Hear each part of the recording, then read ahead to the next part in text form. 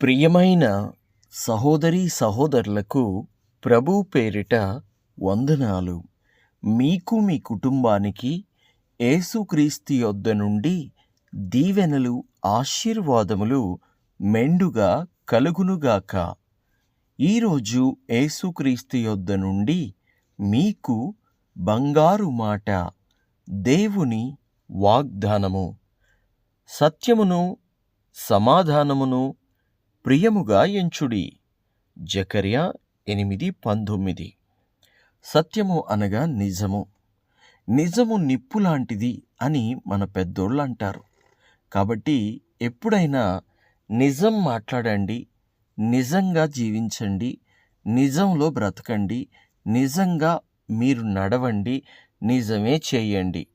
అబద్ధమును అసత్యమును నమ్మకండి. అబద్ధమును అసత్యము చేసే ప్రయత్నము కూడా చెయ్యకండి. ఇంకా ప్రభు అన్నాడు, నేనే మార్గము, నేనే సత్యము, నేనే జీవము అని. అయితే ప్రభువు సత్యము గనుక మనము మన ప్రియమైన ప్రభువును ఎంతో ప్రియముగా మనము ఎంచుకోవాలి. ఫస్ట్ మన దేవుడు, మన ప్రభువైన యేసుక్రీస్తు మనకు ప్రియమైన వ్యక్తిగా, ప్రియమైన దేవునిగా మనకుండాలి. తర్వాత ఆయన సత్యం గనుక, ఆయన మార్గం గనుక, ఆయన మంచి మార్గంలో మనము జీవిస్తూ నడుస్తూ ఇదిగో సత్యమును అనుసరించాలి.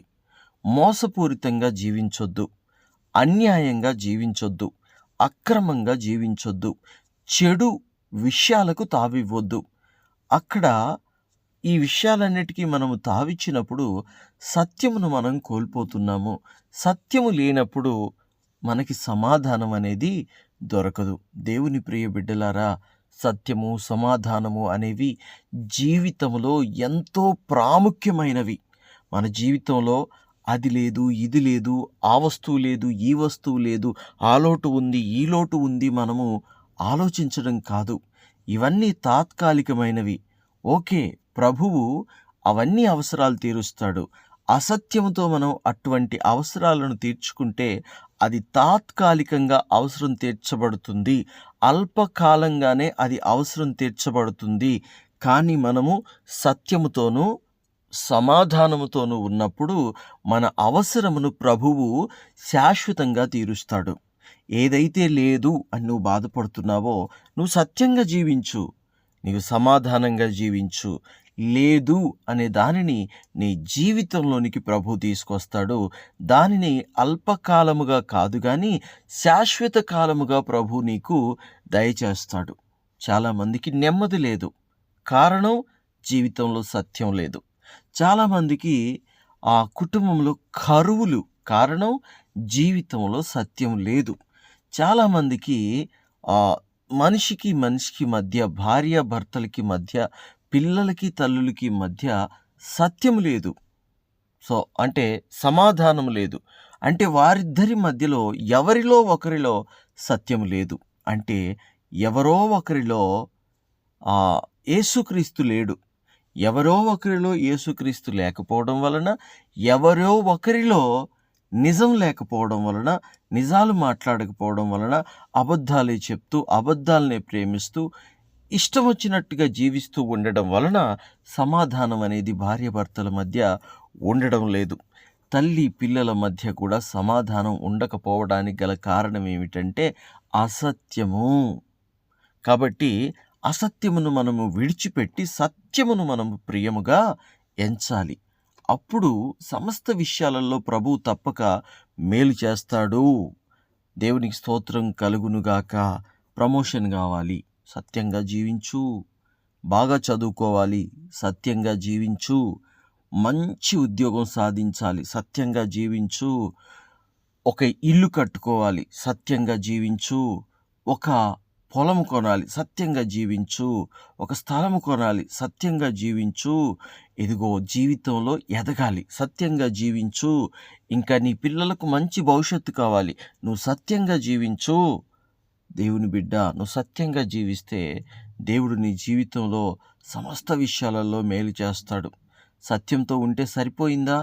నేను సత్యంగా జీవిస్తున్నాను కదా అని చెప్పి నీ ఇరుగు పొరుగునున్న వారి అందరితో, ముఖ్యంగా దేవునితో సమాధానం లేకుండా ఉంటావా? అప్పుడేమవుతుంది? నువ్వు ఎంత సత్యంగా జీవించినా దేవునితో నీకు సమాధానం లేకపోతే ఉపయోగం ఏముంటుంది? అలాగనే నీ ఇరుగు పొరుగునున్న వారితో నీకు సమాధానం లేకపోతే నీకు ఉపయోగం ఏముంటుంది? అలాగనే నీ యొక్క కాపరితో నీకు సమాధానం లేకపోతే ఉపయోగం ఏముంటుంది? దేవునితో సమాధానం ఉండాలి, నీ ఇరుగు పొరుగునున్న వారితో సమాధానం ఉండాలి, నీ కాపరితో నీకు సమాధానం ఉండాలి. దేవునికి స్తోత్రం కలుగునుగాక. నీ హృదయంలో సమాధానం ఉండాలి. హృదయంలో సమాధానం కోసం, చుట్టుపక్కల ఉన్న వారితో సమాధానం కోసం, దేవునితో సమాధానం కోసం, అలాగే దైవ సేవకులతో సమాధానం కోసం ఏం చేయాలి? ప్రార్థన చెయ్యాలి. మనం ఏమేమో చేయటం కాదు, మొట్టమొదటిగా ప్రార్థన చేయాలి. ఆ తర్వాత మనము మన ధర్మాలు కొన్ని ఉంటాయి, ఆ ధర్మాలను కూడా మనము పాటించాలి. నియమాల ప్రకారముగా మనము జీవించాలి. అప్పుడు సమాధానం అనేది మనకు కలుగుతుంది. ప్రియమైన దేవుని బిడ్డలారా, సమాధానం కలుగుటకు ఒక ముఖ్యమైన పని చెప్తాను, మీరు ఆచరించండి. అదేమిటంటే, యాకోబు అన్న నుండి అంటే ఏశావు నుండి దూరమై పారిపోయిన తర్వాత, యాకోబును దేవుడు ఇశ్రాయేలుగా మార్చిన తర్వాత, ఇశ్రాయేలు బహుగా దీవించబడ్డాడు. ఇశ్రాయేలుని దేవుడు బహుగా ఆశీర్వదించాడు. బహుగా ఆశీర్వాదం పొందుకున్న ఇశ్రాయేలు, బహుగా దీవెన పొందుకున్నటువంటి ఇశ్రాయేలు ఎక్కడైతే దీవించబడి ఆశీర్వదించబడ్డాడో అక్కడ ఉన్నటువంటి వారి బంధువైనటువంటి 2 కుమార్తెలిచ్చి పెళ్లి చేసినటువంటి మామ, అలాగనే ఆ మామ యొక్క కుమారులు ఈ ఇశ్రాయేలుతో సమాధానంగా లేరు. ఎందుకో ఇంతకుముందు అతన్ని పలకరించినప్పుడు కనిపించినటువంటి నవ్వు, సంతోషం ఆ ముఖంలో కనిపించట్లేదు. ఎందుకో తెలుసా? ఎందుకంటే ఇశ్రాయేలు వారికంటే అధికమైనటువంటి ఆస్తి ఐశ్వర్యములు సంపాదించుకున్నాడు. అందుకని ఇశ్రాయేలుని చూస్తే వారికి గిట్టదనమాట. అందుకని మొహం తిప్పుకుంటున్నారు. ఈ విషయం తన భార్యలైనటువంటి ఇద్దరికి కూడా అర్థమైంది. ఇద్దరికీ అర్థమైంది. ఇక వారు నిర్ణయం తీసుకున్నారు ఏమిటంటే, తిరిగి మా దేశానికి వెళ్ళిపోవాలి. ఎవరు? ఇశ్రాయేలు నిర్ణయం తీసుకున్నాడు. ఎక్కడి నుంచి అయితే పారిపోయి ఇక్కడికి వచ్చాడో అక్కడికే వెళ్ళాలి, నా అన్న దగ్గరికి వెళ్ళాలి అని ఒక నిర్ణయం తీసుకున్నప్పుడు అన్నను కలుసుకోవాలి. అసలు అన్న దగ్గర నుంచి ఎందుకు పారిపోయాడు? జ్యేష్ఠత్వం కొట్టేసి మోసం చేశాడు గనుక. ఆ సమయంలో ఇప్పుడు మరలా అన్నతో సమాధానం కావాలంటే తనేం చేశాడో తెలుసా అండి? ఎవరికి? తన అన్న అయినటువంటి ఏశావుకు చాలా పెద్ద బహుమానము ముందుగా పంపించి సమాధానం కొరకు వర్తమానం పంపించాడు. నీ తమ్ముడు రావాలనుకుంటున్నాడు నీ దగ్గరికి అని చెప్పి. అప్పుడు అన్న ఆ బహుమానం తీసుకొని మరి ఎంతో సంతోషించి వారిద్దరి మధ్య ఉన్నటువంటి ఆ ద్వేషాన్ని తొలగించుకొని అతడు ఈ తమ్ముడైనటువంటి ఇశ్రాయేల్ని అంగీకరించడం జరుగుతుంది.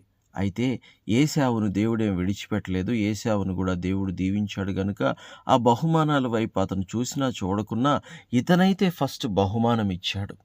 అందువలన ఏం కలిగింది? సమాధానం కలిగింది. సమాధానం కావాలంటే ప్రియ దేవుని బిడ్డలారా, బహుమతులు ఇవ్వండి. మీ భార్యకు అప్పుడప్పుడు చిన్న బహుమతులు ఇవ్వండి. చిన్నయో పెద్దవో మీ స్థాయిని బట్టి. అలాగనే అన్నదమ్ములకు బహుమతులు ఇవ్వండి. మీ బంధువులకు బహుమతులు ఇవ్వండి. అవి సమాధానమును కలుగజేస్తాయి. దేవునికి స్తోత్రం కలుగునుగాక.